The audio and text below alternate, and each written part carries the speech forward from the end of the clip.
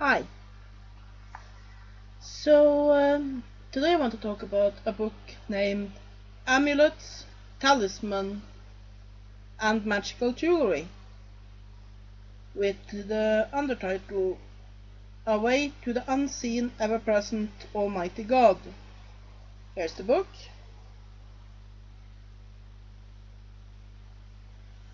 Now, this book is about exactly what it says. It's about various sorts of symbolism, talismans, magical jewelry.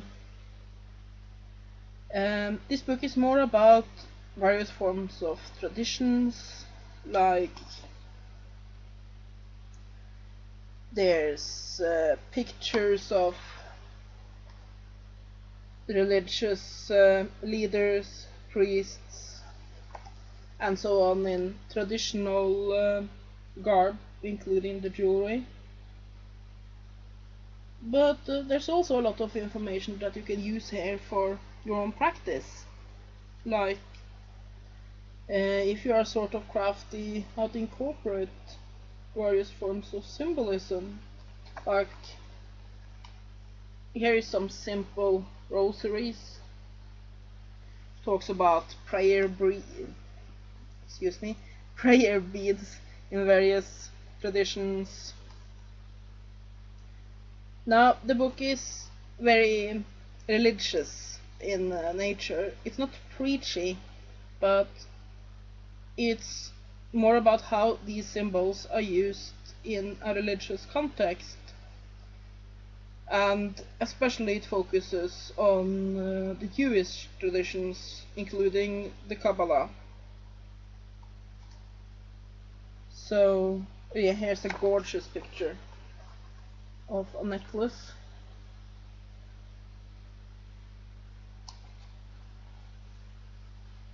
which it unfortunately doesn't say anything about, but you can see the various stones, and most of the pictures they talk about.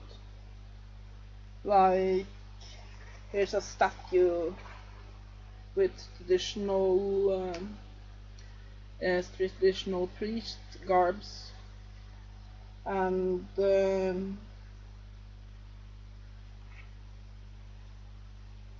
patterns for other parts of the priest garb. The ephod. Let me see what. Oh yeah, there is a bit of information on henna, which isn't particularly well. It's not jewelry, but it's still body decorations with symbolic meanings. Let's see what else. The evil eye and the good eye. You can see that picture there. I don't know how well it will turn up on the camera, but it's like just rows and rows of the good eye charms that's from a market. Let me see, from a grand bazaar in Istanbul. So yeah, it's a lot of traditional symbols. The hand of Fatima.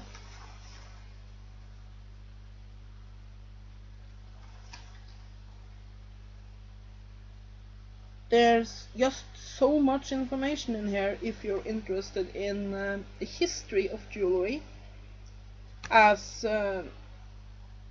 how jewelry was first used was, as far as archaeologists know, mainly as religious objects, and while after a while it also became a status symbol.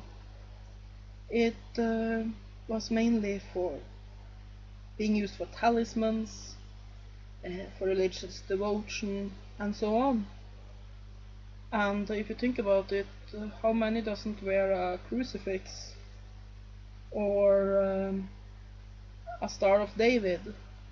Even people that doesn't normally use jewelry. This book is also very good if you're an occultist and are looking for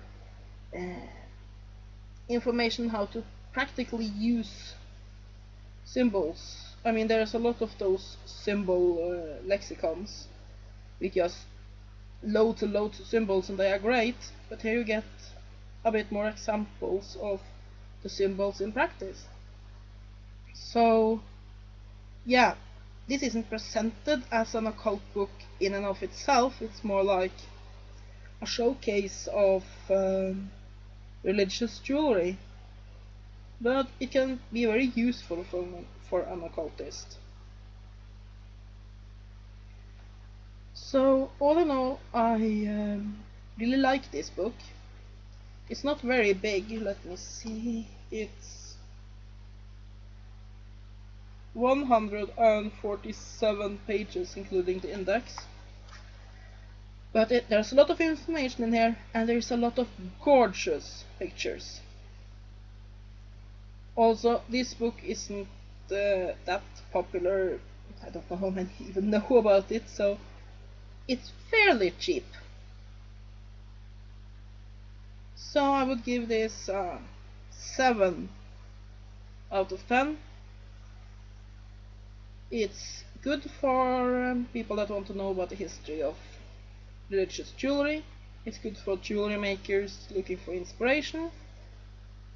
And it's good for occultists to learn about symbolism and also about common talisman and magical amulets and the sort. So yeah, I'm satisfied with this book. And that is Amulet, Talismans and Magical Jewelry by Barbara Black Koltuv. I'm sorry if I didn't pronounce that right. But anyway, here's the book. Here's the author's name, so you can hopefully pronounce it better than I do. So yes, it's a good book. I hope you all have a nice evening.